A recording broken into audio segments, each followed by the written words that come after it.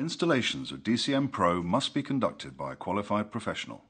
Make sure to isolate the power supply to the thermostat during the process of installation.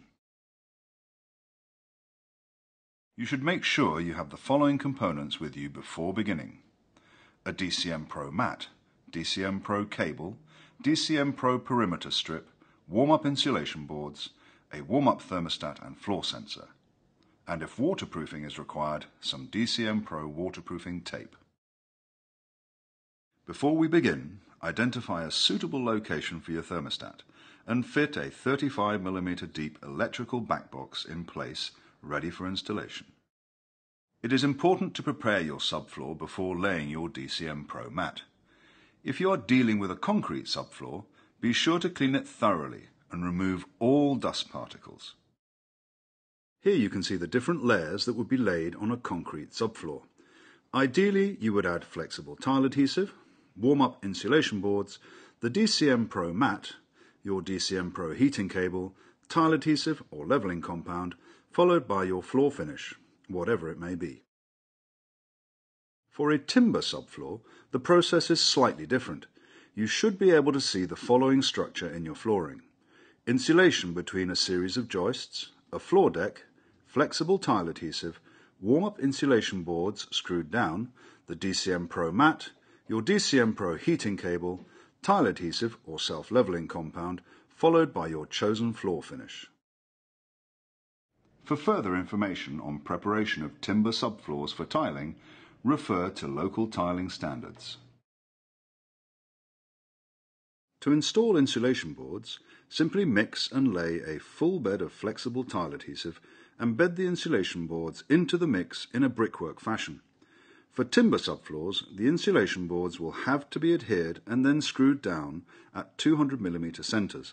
The insulation boards can be cut to the exact shape required using a utility knife. Make sure that the surface of the insulation boards is smooth and clean before proceeding to the next step. If you are installing DCM-PRO directly on timber or sand and cement screeded floors, then the subfloor must be primed first. It is essential that the surface of your subfloor is free of dirt and dust particles. Be sure to clean it thoroughly before you begin priming. Before you begin laying the mat, be sure to have installed the perimeter strip around the corners of the room and on any penetrations through the floor. Partially remove the backing from one corner of the mat and stick in position before removing the rest of the backing. Lay the mat directly onto the insulation boards. When you reach a wall or a permanent structure, you will need to cut the membrane with either a utility knife or a pair of scissors. Take care when cutting the mat and try to make your cuts as straight as possible where you can. When laying subsequent runs of the mat, ensure that they are tightly butted up together and that the castellations of the mats are aligned. Now that the DCM-PRO mat is laid, you need to mark out the areas where permanent structures will be installed, such as baths, showers, sinks, toilets, kitchen units, and so on.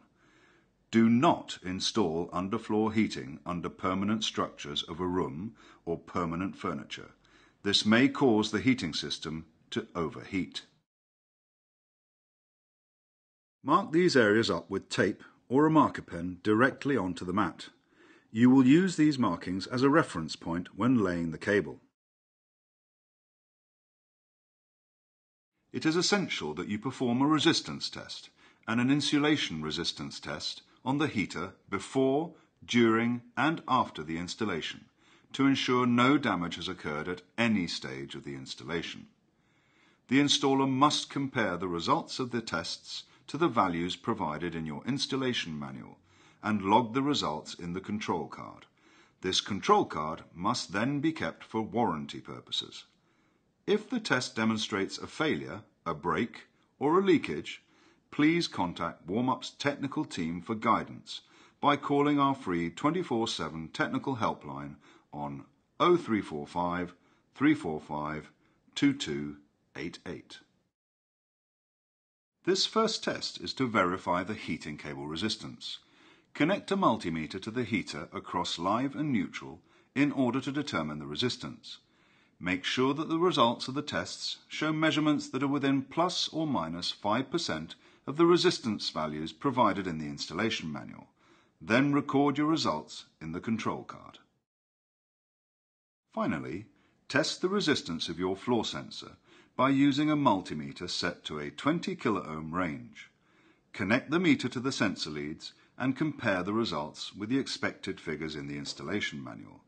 Make sure you record these results in the control card. Next, thread the cold tail up the wall and through the electrical back box. If you look at step 4 in your installation manual, you will find a table explaining what size cable you need to cover an area and the spacing required. We advise you consult this table before installing the heating cable into the DCM-PRO Mat. You will also find, on the same page, a series of diagrams representing room structures. For maximum efficiency and product satisfaction, we advise you use these layouts to draw your own plans and follow your drawings when laying your DCM-PRO cable. In most cases, the standard spacing between the cable across the entire room must be 3 castellations. However, depending on the heat output you require, you may find that your cable needs to be spaced either 2 or 4 castellations apart. You can find this information in step 4 of your installation manual. Begin laying the cable in the channels of the DCM-PRO membrane with the correct spacing. When laying the cable, it is fundamental that you follow these essential rules.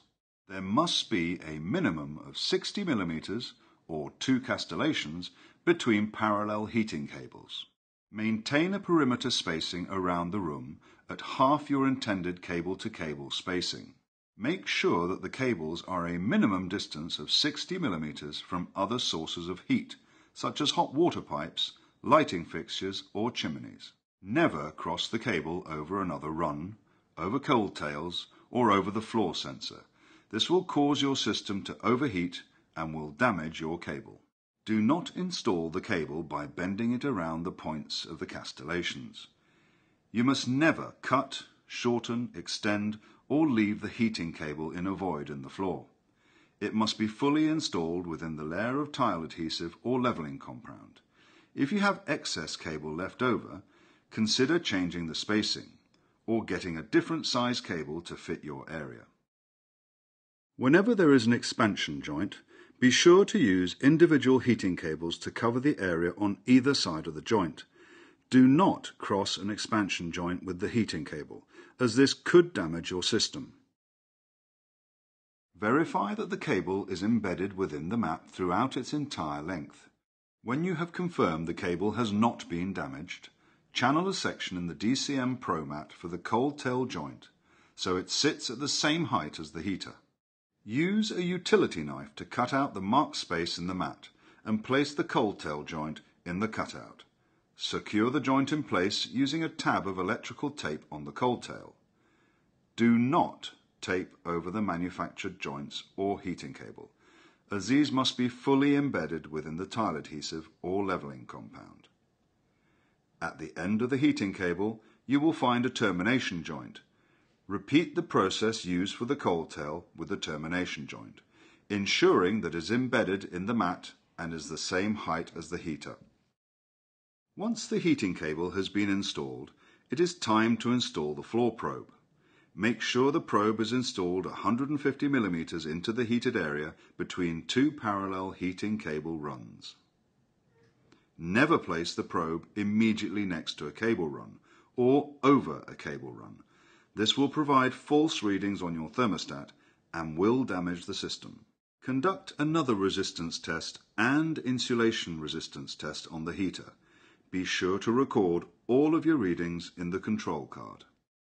There will be times when waterproofing will be required for your system, for instance in bathrooms due to the high level of exposure to water.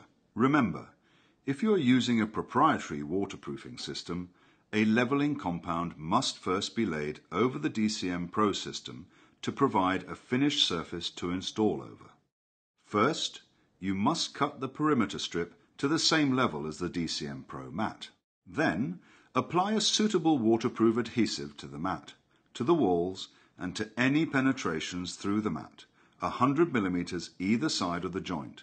ensuring there are no gaps or voids. Cut a length of waterproofing tape and press it into the adhesive using a trowel. This will remove any air gaps or creases. Reapply the removed portion of the perimeter strip over the top of the waterproofing tape, flush with the floor.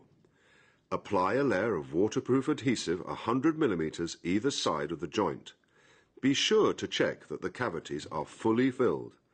Ensure there is a full bed of adhesive over the cold tail and termination joints with no air pockets. Cut a suitable length of waterproofing tape and press it into the adhesive using a trowel. Again, make sure that all air gaps and creases are removed. Where joints are required, overlap the tape by 100 mm, bonding the two lengths together with a layer of adhesive. Underfloor heating performs most efficiently with conductive, low-resistance floor finishes such as stone and tiles. It is possible to install the heating cable under floor finishes such as wood, vinyl or carpet by applying 10 mm of self-leveling compound over the DCM-PRO mat and cable. It is important to check with the flooring manufacturer whether the floor covering is suitable for use with underfloor heating. If in doubt, call Warm-Up's 24/7 free technical helpline on 0345 345 2288. When tiling, cover the installation with a full bed of flexible tile adhesive using a notched trowel. Take care not to damage or dislodge the heating cable. If using tiles smaller than 90 mm, cover the installation with a leveling compound first. Please ensure that the tile adhesive used is compatible with underfloor heating and suitable for application onto non-porous materials such as the DCM-PRO Mat. Carefully lay the tiles and press into the adhesive bed. Remove one of the tiles to ensure you are getting an even coverage of adhesive. Tiles must not be removed once the adhesive has set. Doing so will damage the heater. Grout the floor as soon as possible. Do not use the heater to accelerate the curing process of the adhesive or leveling compound. Cut the perimeter strip flush with the tiles or leveling compound using a utility knife. Conduct the same sequence of resistance tests as before to make sure the heater and floor sensor was not damaged during tiling. Before you install your thermostat, make sure you isolate the power supply to the thermostat.